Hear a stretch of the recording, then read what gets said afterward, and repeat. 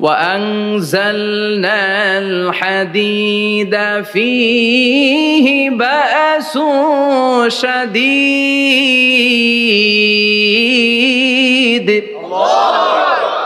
আমি পৃথিবীর মধ্যে লোহা নাজিল করেছি, লোহার ভেতরে আছে ভয়ঙ্কর ধরনের শক্তি। মানাফিউল লিন্নাস, মানুষের জন্য উপকার আছে না নাই? সব কাজে লোহা লাগে। মোবাইল বানাবেন, লোহা লাগবে। গাড়ি, লোহা লাগবে। বাড়ি, লোহা লাগে। এই যে মাইক দিয়ে ওয়াজ করতেছি, লোহা আছে না? লোহা ছাড়া কিছুই হয় না। এই পাহাড়ের এত শক্তি যে পৃথিবীর এই থারথার করে কাঁপুনিকে বন্ধ করে দিয়েছে। হালমিন খালকিকা আসাদ্দা মিনাল জিবাল, ইয়া রব, আপনার সৃষ্টিকুলের মধ্যে পাহাড়ের চেয়ে শক্তিশালী কি কিছু আছে? আল্লাহ বললেন নাম আছে। কি সেটা? আল্লাহ বললেন সেটা হচ্ছে আল হাদিদ, মানে লোহা। লোহা চিনেন? এই হাদিদ নামে, আল হাদিদ নামে আল্লাহর কোরআনে একটা সূরা আছে না নাই? সূরাতুল হাদিদ, লোহার সূরা। ওয়া আনজালনাল হাদিদ ফীহি বাসুন শাদীদ ওয়া মানাফিউ লিন-নাস। আল্লাহ বললেন আমি লোহাকে নাজিল করেছি। লোহা পৃথিবীর কোনো উপাদান নয়। পৃথিবীতে লোহার মলিকিউল তৈরি হয়নি, হয়েছে মহাবিশ্বের অন্য কোনো জায়গা থেকে। লোহার একটা অণু তৈরি করতে 1 কোটি ডিগ্রি সেলসিয়াসেরও বেশি তাপমাত্রা লাগে। এই লোহাকে আল্লাহ বললেন আমি পাহাড়ের চেয়ে বেশি শক্তিশালী করে বানিয়েছি লোহাকে। সুবহানাল্লাহ পড়েন। ফেরেশতারা বললেন হালমিন খালকিকা আসাদ্দা মিনাল হাদিদ। আল্লাহ, আপনার এই সৃষ্টিকুলের মধ্যে লোহার চাইতেও শক্তিশালী কি কিছু আছে? আল্লাহ বললেন নাম আছে। ফেরেশতারা বললেন মা হিয়া। আল্লাহ বললেন সেটা হচ্ছে আন্নার, আগুন। আগুন লোহাকেও গলিয়ে দেয়। সুবহানাল্লাহ পড়েন। ফেরেশতারা বললেন হালমিন খালকিকা আসাদ্দা মিনান নার। আল্লাহ, আপনার এই সৃষ্টিকুলের মধ্যে আগুনের চাইতেও কি শক্তিশালী কিছু আছে? আল্লাহ বললেন আছে। কি সেটা? আলমা, পানি। পানি মারলে আগুন। সুবহানাল্লাহ পড়েন। ফেরেশতারা বললেন ইয়া রব, হালমিন খালকিকা আসাদ্দা মিনাল মা, আপনার এই সৃষ্টিকুলের মধ্যে পানির চাইতেও শক্তিশালী কি কিছু আছে? আল্লাহ বললেন নাম আছে। সেটা কি? আর রিহ। আর রিহ মানে বাতাস। কারণ বাতাসের ধাক্কায় সমুদ্রে, সাগরের পানিতে ঢেউ খেলে, জলের উচ্ছ্বাস হয়, জলোচ্ছ্বাস হয়, ঠিক কিনা? এবার ফেরেশতারা বললেন মাবুদ, পানির চাইতেও বেশি শক্তিশালী বাতাস।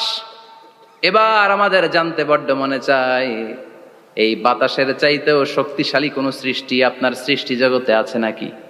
আল্লাহ বললেন বাতাসের চাইতেও শক্তিশালী একটা জিনিস আছে। দেখি কে কইতে পারে, বলেন। সুবহানাল্লাহ। আল্লাহ বললেন বাতাসের চাইতেও শক্তিশালী হলো আশরাফুল মাখলুকাত, মানুষ। কিয়ামতটা যেদিন হবে, ওই দিন গোটা বিশ্বব্যাপী আমাদের পরিস্থিতি কি হবে এটার একটা নকশা আল্লাহ নিজে এই সূরার নকশা এঁকে দিয়েছে। কিয়ামতের প্রামাণ্য ধারা বর্ণনা আল্লাহ নিজে দিয়েছে। এই সূরাটা পড়লে মনে হবে আপনি এখানে বসে কিয়ামতটা সচক্ষে লাইভ দেখতেছেন। সুবহানাল্লাহ পড়বেন না? সূরাটার নাম হচ্ছে আল কারিয়া। কি নাম? আল কারিয়া। সবাই বলেন কি নাম? আল কারিয়া। আল কারিয়া মানে হচ্ছে বিকট আওয়াজ, ভয়ঙ্কর আওয়াজ, জাইগান্টিক সাউন্ড, বোম্বাস্টিং মার্কা সাউন্ড। যেই সাউন্ড, যে আওয়াজ, যে বিকট শব্দ পৃথিবীর কোনো মানুষ শুনে নাই। The trumpet, the siren, the whistle, বিশাল এক হুইসেল বাজানো হবে। ওই হুইসেল বা সাইরেন বাজানোর ফলে বিকট একটা শব্দে গোটা বিশ্ব ভেঙে খান খান হয়ে যাবে। এটার নামই হচ্ছে আল কারিয়া। চিল্লা এখন সুবহানাল্লাহ। ওই হুইসেল দেওয়ার জন্য, ওই সাইরেন বাজানোর জন্য, ওই সুরের ভেতরে, সিঙ্গার ভেতরে ফুৎকার দেওয়ার জন্য রব্বুল আলামিন স্পেশাল একটা ফেরেশতা বানিয়েছেন। তার নাম হলো ইসরাফিল আলাইহিস সালাম। কি নাম? ইসরাফিল আলাইহিস সালাম। সাইরেনের ভেতরে 3টা ফুৎকার দেওয়ার জন্য তৈরি করেছেন। তার ডিউটি হচ্ছে তার গোটা জীবন জুড়ে সে হুইসেলের ভেতরে 3টা ফু দিবে। এটার বাংলায় বলে সিঙ্গা। বাংলায় কি বলে? সিঙ্গায় ফু দিবে কয়টা? চিল্লায় বলেন। এই ফেরেশতার পা দুটো হচ্ছে জমিনে, এই ফেরেশতার মাথা হচ্ছে আকাশেরও অনেক উপরে। সৃষ্টির পর থেকে এই ফেরেশতা ওই সিঙ্গাটা, ওই বাঁশিটা তার 2 ঠোঁটের মাঝখানে লাগিয়ে আল্লাহর আরশের দিকে তাকিয়ে আছে, and just waiting for the green signal. আল্লাহর পক্ষ থেকে সিগন্যাল আসার অপেক্ষায় আছে যে আল্লাহ কখন বলবে যে ফু দে।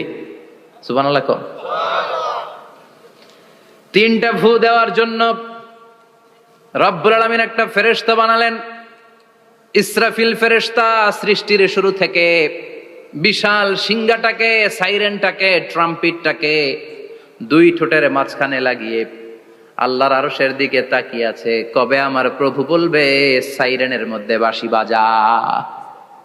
He is waiting. ঠিক এই মুহূর্তে যখন আমি কথা বলছি আর আপনারা শুনছেন, ঠিক এই মুহূর্তেও ওই সাইরেনটা ওনার দুই ঠোঁটের মধ্যে লাগানো, আর উনি আরশের দিকে তাকিয়ে অপেক্ষা করছে কখন আমার রব আদেশ করে, আর তখন আমি সিংহায় ফুৎকার দিয়ে গোটা বিশ্বটারে মেসাকার বানিয়ে দিব। কোন সুবহানাল্লাহ। এই ঘটনাটাই আল্লাহ প্রামাণ্য দলিল দিয়ে বর্ণনা করেছেন। আর বর্ণনা করতে যে এই সূরার নাম দিয়েছেন আল কারিয়া। কি নাম? মানে বিকট আওয়াজ, ভয়ঙ্কর আওয়াজ, বজ্রনীনাদ, মহাপ্রলয়ের সেদিন এমন আওয়াজ হবে যে আওয়াজ পৃথিবীতে কেউ কোনোদিন আমরা শুনি নাই। পৃথিবীতে কে সবচেয়ে বড় আওয়াজের কি শুনেছেন বলেন? সিডরের ভয়ঙ্কর আওয়াজ। হ্যাঁ, কিসের আওয়াজ? বজ্রপাত। বজ্রপাত, থান্ডার। ঠেডার আওয়াজটা আসলেই ভয়ঙ্কর।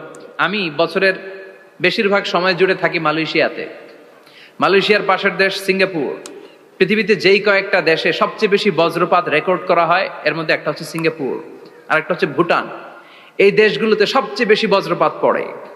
ভয়ঙ্করতম বজ্রপাতের আওয়াজ। আসলে এই বজ্রপাতের আওয়াজ খুব বিকট আওয়াজ। আপনি ঠিকই বলেছেন। ইসরাফিল যখন ওই সিংহার ভেতরে ফুৎকার দিবে, ওই ফুৎকারের যে আওয়াজটা হবে, এই আওয়াজটা কি এই আওয়াজগুলোর মতো? কথা বলেন। এর চেয়ে অনেক ভয়ঙ্করতম আওয়াজ, যে আওয়াজ শুনলে আপনার হৃদয় শিউরে উঠবে, কেঁপে উঠবে। এই আওয়াজটার নাম হচ্ছে আরবিতে আল কারিয়া। কি নাম? চিল্লায় বলেন কি নাম? এজন্য আল্লাহ বললেন আল কারিআতু মাল কারিআতু ওয়া মা আদরাকা মাল কারিআ। সেদিনের আওয়াজটা হলো ভয়ঙ্কর আওয়াজ। ওই আওয়াজটার নাম আমি আল্লাহ দিয়েছি আল কারিআ। আল কারিআ মাল কারিআ ওয়া মা আদরাকা মাল কারিআ। তিনবার তিনি সূরার শুরুতে তিনবার এই শব্দটা উচ্চারণ করেছেন। কয়বার? কথা বলেন। তিনবার। যে কোনো জিনিস তিনবার যখন আমরা বলি গুরুত্ব বোঝানোর জন্য বলি, বলি না? বিশ্বনবীও মাঝে মাঝে কোনো জিনিসের ইম্পর্টেন্স, সিগনিফিকেন্স, তাৎপর্য এবং গুরুত্ব বোঝানোর জন্য তিনবার বলতেন। কয়বার? একবার বিশ্বনবী তাকওয়া নিয়ে ওয়াজ করতেছিলেন আর বলছিলেন আত-তাকওয়া হা হুনা, আত-তাকওয়া হা হুনা, আত-তাকওয়া হা হুনা ওয়া ইউশিরু ইলা সাদরিহি সালাসা মাররাত।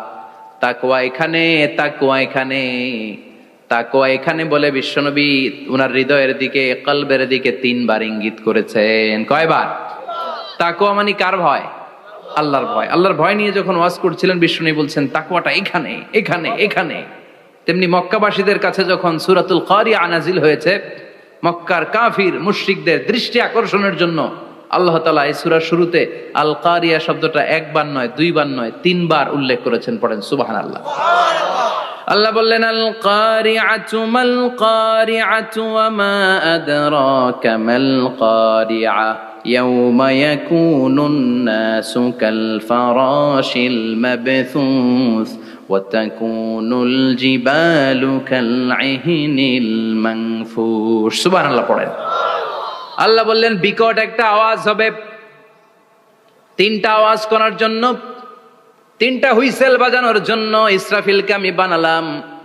প্রথম সিংহার ফুৎকার যখন ইসরাফিল ফেরেশতা হুইসেলের মধ্যে দিয়ে দিবে, তখন যেই ভয়ঙ্কর শব্দটা হবে ওই শব্দটার নাম হলো আল কারিয়া। কি নাম? আল কারিয়া। ওটা দেওয়ার সাথে সাথে পুরো পৃথিবীটা লন্ডভন্ড হয়ে যাবে। এখন আমরা যেরকম আরামসে বসে আছি, ওই সময় পৃথিবীর অবস্থা এরকম থাকবে। আল্লাহ বললেন ইয়াউমা ইয়াকুনুন নাসু কাল ফারাশিল মাবথুস ওয়া তাকুনুল জিবালু কাল ইহনিল মানফুশ। সেদিন মানুষগুলো বিক্ষিপ্ত পতঙ্গের মতো নিক্ষিপ্ত হবে। পাহাড়গুলো ভেঙে খান খান হয়ে যাবে। তুলার মতো পাহাড় ধ্বনিত হতে থাকবে, তুলার মতো। সুবহানাল্লাহ পড়ে। মানুষগুলো ছিটকে পড়বে। এই পৃথিবীর মাধ্যাকর্ষণ শক্তি থাকার কারণে আমরা ছিটকে পড়ি না। এই যে বসে আছি, সবকিছু পৃথিবীর মধ্যে লেগে আছে। এটার কারণ দ্য গ্রাভিটেশনাল ল, গ্রাভিটেশনাল পাওয়ার। এটা পৃথিবীর সবকিছু তার কেন্দ্রের দিকে টেনে রাখে। কিন্তু কিয়ামতের দিন আল্লাহ পৃথিবীটারে ধরে যখন একটা ঝাঁকুনি দিবেন, একটা কাঁপুনি দিবেন, একটা ভাইব্রেশন দিবেন, একটা আর্থকোয়াক, একটা ভূমিকম্প দিবেন, মুহূর্তের মধ্যেই পুরো পৃথিবীর সবকিছু ছিটকে পড়ে যাবে। চিল্লায় পড়েন আল্লাহু আকবার। মানুষগুলো পৃথিবীতে বসে থাকতে পারবে না, দাঁড়িয়ে থাকতে পারবে না, ডানে বায়ে সামনে পিছনে কে কোথায় ছিটকে পড়বে কোনো ইয়ত্তা থাকবে না। কাল ফারাশিল মাবথুস, মানুষগুলো বিক্ষিপ্ত পতঙ্গের মতো নিক্ষিপ্ত হবে। শীতকালে ছেলেপেলেরা গ্রামাঞ্চলে অনেক সময় র্যাকেট খেলে না, ব্যাডমিন্টন খেলে, দেখবেন ওই খেলার জন্য শীতকালে ক্ষেতের মাঝখানে বাঁশ গেড়ে দেয় আর বাঁশের মধ্যে লাইট লাগায়, দিলে ওর মধ্যে লাইট লাগালে কোত্থেকে যেন অনেক পোকা চলে আসে, ডান দিকে একটা বাঁ দিকে একটা, সামনে পেছনে ছিটকে ছিটকে পড়ে। কিয়ামতের সেই কঠিন দিন মানুষগুলো বিক্ষিপ্ত এরকম পতঙ্গের মতো ডানে বায়ে ছিটকে ছিটকে পড়বে। পাহাড়গুলো চূর্ণ বিচূর্ণ হয়ে যাবে, ভেঙে খান খান হয়ে যাবে। তুলাকে ধ্বনিত করলে তুলা যেমনি ধ্বনিত হয়, তুলার মাঝখানে লাঠি দিয়ে পেটালে, তুলাকে পাতলা করার জন্য, আরামদায়ক করার জন্য, মোটা বানানোর জন্য যখন লাঠি দিয়ে ধ্বনিত করা হয়, দেখবেন সামান্য তুলার ধুলিকণা ছিটেকণা বাতাসের মধ্যে শূন্যে ভাসে, ফু মারলে আরো দূরে যায়, ফু মারলে আরো দূরে যায়। বাতাসের ঝাপটা ওইটা কোথায় যে চলে যায় কেউ জানে না। পৃথিবীর বড় বড় সাইজের পাহাড়গুলো সেদিন এই তুলার মতো, তুলা যেমনি বাতাসে ধ্বনিত হয়, পাহাড়গুলো সেদিন তুলার মতো বাতাসে ধ্বনিত হতে থাকবে। চিল্লায় কোন আল্লাহু আকবার। এই পৃথিবীর সবচেয়ে বড় পাহাড়ের নাম মাউন্ট এভারেস্ট। ওই পাহাড়টা সেদিন আল্লাহ যখন একটা ঝাঁকুনি দিবে, পৃথিবীটারে ভেঙে খান খান হয়ে যাবে, টুকরা টুকরা হয়ে যাবে, তুলার মতো বাতাসে ধ্বনিত হতে থাকবে। ইউরোপের সবচেয়ে বড় পাহাড়ের নাম হচ্ছে আল্পস পর্বতমালা। পুরো মাউন্টেন রেঞ্জটা ভেঙে চুরমার হয়ে যাবে, ধূলিকণা হয়ে যাবে। আমেরিকার সবচেয়ে বড় পাহাড়ের নাম আলাস্কা মাউন্টেন রেঞ্জ। অ্যাটলাস বা ম্যাপ নিয়ে যাদের পড়াশোনা আছে দেখবেন ইউনাইটেড স্টেটস অফ আমেরিকা, এখানে নর্থ আমেরিকার পাশে বড় করে লেখা আলাস্কা, পুরোটাই পাহাড়, আমেরিকার সবচেয়ে উঁচু পাহাড়। এই পাহাড়গুলো সেদিন ভেঙে টুকরা টুকরা হয়ে যাবে। এজন্য আল্লাহ বললেন, ইযা যুলজিলাতিল আরদু জিলজালাহা ওয়া আখরাজাতিল আরদু আসকালাহা ইযা রুজ্জাতিল আরদু রাজ্জাও ওয়া বুসাতিল জিবালু বাসসা।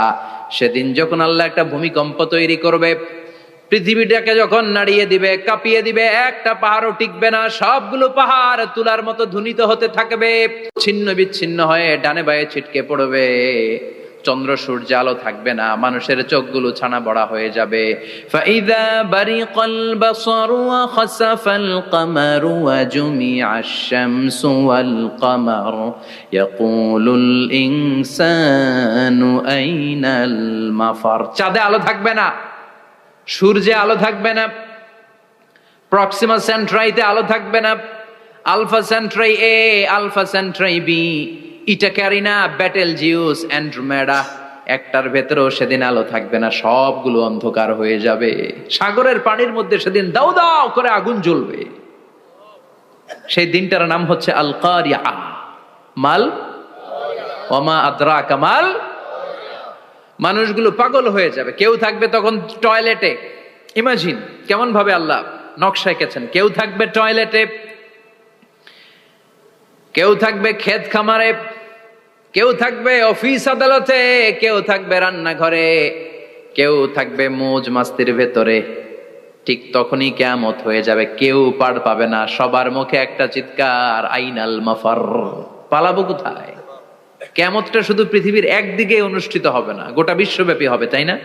নাকি বাংলাদেশে কিয়ামত শুরু হইলে সৌদিতে হবে না? হ্যাঁ, আমেরিকাতে হবে না, সুইজারল্যান্ড, ইন্দোনেশিয়া, অস্ট্রেলিয়া, গোটা বিশ্বব্যাপী একসাথে কিয়ামতের ভয়ঙ্কর দৃশ্যের অবতারণা ঘটবে। চিল্লা এখন ঠিক কিনা? মা তার ছেলেরে চিনবে না, দুধের বাচ্চাকে রেখে মা পালাবে। দুধের বাচ্চা, যে বাচ্চা দুধ খায়, ব্রেস্ট ফিডিং বেবি, এই বাচ্চারা রেখে মা কোনো দিকে যায়? ডানে বায়ে কোথাও সরতে চায় না, ব্যথানি পায়, কষ্টনি পায়। এই দুধের বাচ্চাটারে ধাক্কা মেরে মা দিবে দৌড়। তাহলে কি ভয়ঙ্কর ঘটনা সেদিন ঘটবে। 3 মাসের 4 মাসের পেটের ভেতরে অপরিপক্ক বাচ্চা, এখনো পরিপূর্ণ হয় নাই, হাত পা ভালোভাবে গজায় নাই, ছোট্ট একটা গোশতের টুকরা, হসপিটালে এরকম যতগুলো নারী থাকবে, কিয়ামতের ভীতিকর অবস্থা দেখে মুহূর্তের মধ্যে সব অপরিপক্ক বাচ্চাগুলো ডেলিভারি হয়ে যাবে। এক ধাক্কায় 3 মাসের বাচ্চাটার হাত পা গজায় নেই এখনো ঠিক মতো, এক ধাক্কায়, এক ভূকম্পনে, এক কাঁপুনির চোটে পেটের সব বাচ্চাগুলো খালাস হয়ে যাবে ডাক্তার ছাড়া, ইনজেকশন ছাড়া। আল্লাহ বললেন সেদিনটার নাম হলো আল কারিআহ। মাল ওয়া মা আদরাকা মাল ইয়াউমা ইয়াকুনুন নাসু কাল ফারাশিল মাবথুস, মানুষগুলো নিক্ষিপ্ত হবে। ওয়া তাকুনুল জিবালু কাল আহিনিল মানফুশ, পাহাড়গুলো তুলার মতো ধ্বনিত হতে থাকবে। এখন উপরের দিকে তাকালে কি সুন্দর নীল আকাশ দেখা যায়, সেদিনে আকাশও থাকবে না। ইয়াউমি নাতবিস সামাআ কাতাইয়ি সিজিল্লিল লিল কুতুব, কাগজের পৃষ্ঠা যেমনি তোমরা ভাঙো, কাগজ যেমনি হাতের মুঠোয় নিয়ে তোমরা গুটিয়ে ফেলো, সেদিন এই বিশাল 7 আকাশটারও হাতের মুঠোয় নিয়ে গুটিয়ে ফেলবে কে? কাতাইয়ি সিজিল্লিল লিল কুতুব, ক্যান ইউ ইমাজিন? আপনি কি কল্পনা করতে পারেন এই দৃশ্যপট যখন ঘটবে গোটা বিশ্বব্যাপী কি মেসাকার হবে? স্যাটেলাইট চ্যানেলগুলো ভেঙে দুমড়ে মুচড়ে পড়বে, পৃথিবীর যত বড় বড় টাওয়ার গুলো আছে ভেঙে আবাসিক এলাকার উপর পড়বে, পাহাড়গুলো ভেঙে খান খান সাগরের পানির ভেতরে দাউ দাউ করে আগুন জ্বলবে। বুর্জ আল খলিফা, পৃথিবীর সবচেয়ে উঁচু টাওয়ার, ওইটার তো কিছু হবে না, ওই দিন কি হবে? ভেঙে যাইব, ভেঙে খান খান হয়ে যাবে, ভেঙে টুকরা টুকরা হয়ে যাবে। এবার আমি যখন হজে গিয়েছিলাম, জেদ্দা এয়ারপোর্টে নেমে মক্কা যাচ্ছি প্রথমে উমরার জন্য, তখন বাঁ দিকে অনেক দূরে দেখতে পেলাম কিংডম টাওয়ার। এটার কাজ চলতেছে, আগামী বছর, এই বছর অথবা আগামী বছর এটার খুলে দিবে। এটা বুর্জ আল খলিফা থেকে আরো উঁচু। বুর্জ আল খলিফা 818 মিটার উঁচু, আর এই কিংডম টাওয়ার 1000 মিটার উঁচু, মানে 1 কিলোমিটার উঁচু। কিয়ামতের ওই ঝাঁকুনি আর ভূমিকম্পের সময় এগুলো টিকবে একটাও? আরো যে টাওয়ার গুলো আছে, সাংহাই টাওয়ার, তাইপেডাং 101, পেট্রোনাস টুইন টাওয়ার, বাংলাদেশের 40, 50, 60 তলা গুলা টিকবে? আমাদের কুমিল্লা শহর তো এখন টাওয়ারের শহর হয়ে গেছে। একটা বড় ছাদের উপর থেকে কুমিল্লা শহরের দিকে তাকালে এটা কি কুমিল্লা না উত্তরা বুঝাই যায় না। এই টাওয়ার গুলো একটাও টিকবে? আওয়াজ করে বলেন টিকবে? সে কথাই আল্লাহ বললেন আল কারিআতু মাল কারিআতু ওয়া মা আদরাকা মাল কারিআ ইয়াউমা ইয়াকুনুন নাসু কাল ফারাশিল মাবথুস ওয়া তাকুনুল জিবালু কাল আহিনিল মানফুশ। কি দৃশ্য আল্লাহ আঁকলেন! প্রথমে একটা সাইরেন দেয়া হবে, দেয়ার সাথে সাথে ভেঙে চুরে সব সারখার, মানুষগুলো পাগলের মতো দৌড়াবে। ওমা হুম বিসুকারা ওয়ালাকিন্না আযাবাল্লাহি শাদীদ। মানুষগুলোর দৌড়াদৌড়ি দেখলে মনে হবে যে মাতালের মতো দৌড়াচ্ছে, রেড ওয়াইন খেয়ে, হুইস্কি খেয়ে, মদ খেয়ে পাগলের মতো দৌড়াচ্ছে। আসলে মদ খায় নাই, হুইস্কিও খায় নাই। সেদিন আল্লাহর আযাব এত ভয়ঙ্কর হবে, মানুষগুলো সব হয়রান হয়ে যাবে, মানুষগুলো পাগলের মতো দৌড়াবে। সাগরের পানিতে দাউ দাউ করে আগুন, স্যাটেলাইট ভেঙে খান খান, বিল্ডিং গুলো ভেঙে ভেঙে পড়ছে, পাহাড়গুলো ধ্বনিত হচ্ছে, গোটা বিশ্বব্যাপী বিকট আওয়াজ। পৃথিবীর যখন ঠিক এইরকম অবস্থা, আল্লাহ তাআলা ইসরাফিলকে বলবে, ইসরাফিল 3টা ফুৎকার দেওয়ার জন্য তোকে তৈরি করেছি, এবার দ্বিতীয় ফুৎকারটা দে। তাকে ফুৎকার দিতে হবে মোট কয়টা? আরো জোরে বলেন। সে কেবল একটা দিয়েছে, এবার দ্বিতীয় ফুৎকার দিবে। দ্বিতীয় ফুৎকার যখন সে দিবে, মুহূর্তের মধ্যে পৃথিবীর মধ্যে যত মানুষ আছে সবগুলো মরতে শুরু করবে, একটার পর একটা মালাকুল মাউত রুহু কবজ করতে শুরু করবে। মরবেন না শুধু একজন, চিল্লায় বলেন তিনি কে? কুল্লু মান আলাইহা ফানি ওয়া ইয়াবকা ওয়াজহু রাব্বিকা যুল জালালি ওয়াল ইকরাম ফাবিআইয়ি আলাই রাব্বিকুমা তুকাযযিবান। পৃথিবীর মধ্যে যা যা তোমরা দেখো সব হয়ে যাবে ফান। সব কি? ফান। আমরা বলি না ফানা ফানা, বলি ফানা ফানা হয়ে যাবে, কিছু থাকবে না, থাকবে একজন, চিল্লায় বলেন তিনি কে? এজন্য সব সময় আল্লাহর কাছে কামনা করবেন, আল্লাহ তুমি ঈমানের মরণ দাও। পড়ে না আমিন? ও আল্লাহ তুমি আমাদেরকে শাহাদাতের মরণ দাও। পড়ে না আমিন? আমাকে শহীদ করে সেই মিছিলে শামিল করে নিও। যে মিছিলের নেতা মীরে হামজা, খোবায়েবে খাব্বাব আল্লাহর কাছে ছিল অতি প্রিয়, শামিল করে নিও। আমাকে শহীদ করে সেই মিছিলে শামিল করে নিও। পড়েন আমিন।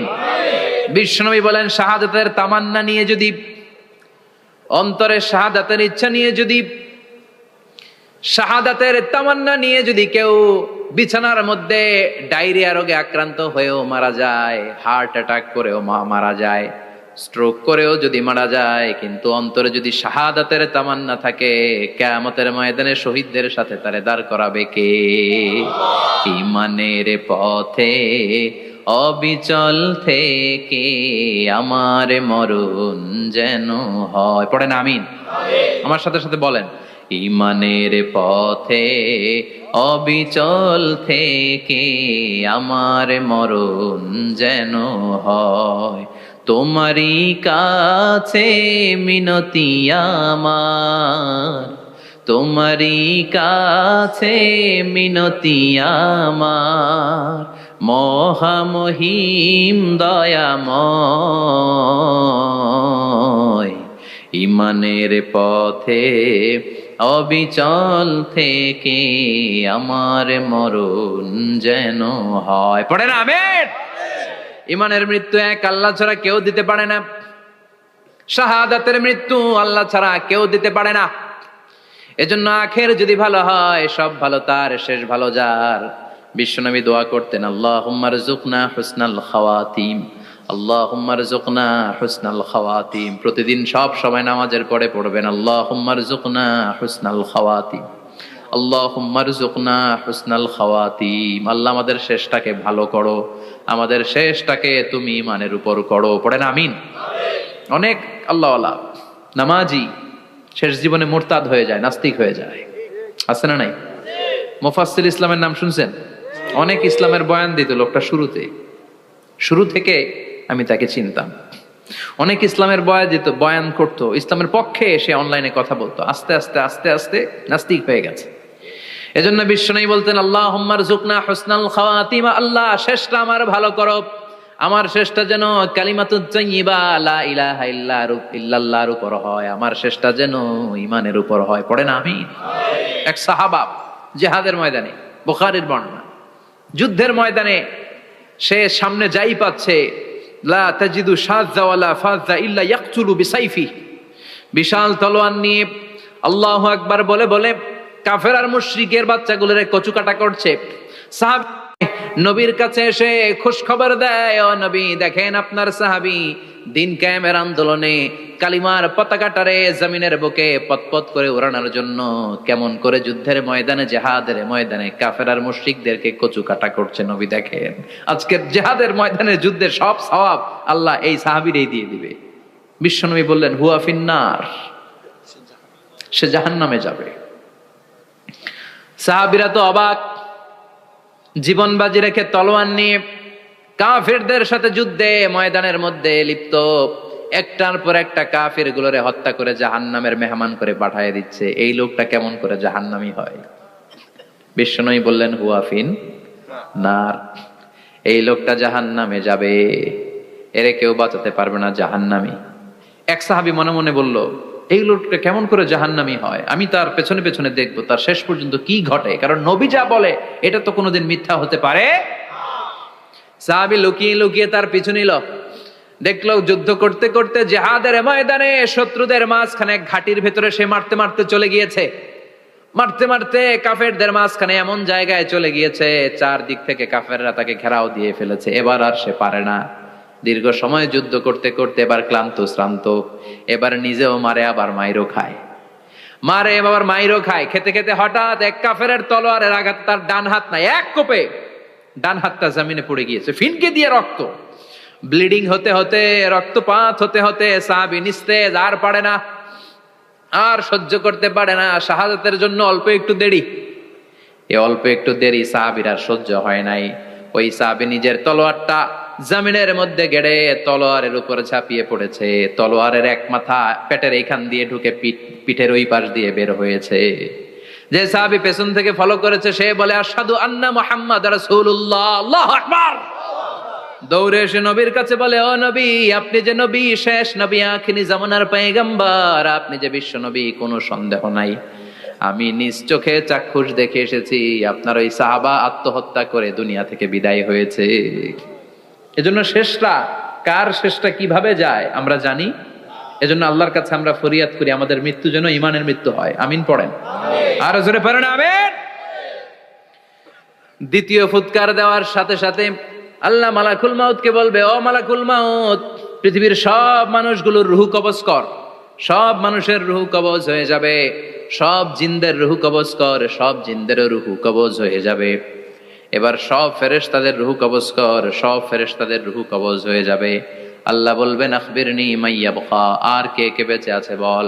মালাকুল মউত বলবে, আল্লাহ মানুষগুলো সব শেষ, জিনগুলো শেষ, ফেরেশতাগুলো শেষ, শুধুমাত্র 4 জন বড় বড় ফেরেশতা এখনো মরে নাই। আল্লাহ বলবে, যা জিব্রাইল, মিকাইল, ইসরাফিল, যে ইসরাফিলের ফুৎকারে কিয়ামত হয়েছে ওই ইসরাফিলকেও শেষ করে ফেল। জিব্রাইল, ইসরাফিল, মিকাইল সব শেষ। এবার মহাবিশ্বে কেউ নাই। আল্লাহ বলবেন আখবিরনি মাইয়াবকা, ও মালাকুল মাউত আজরাইল, এবার কে আছে? কয় কেউ নাই, সব শেষ। কেউ আছে?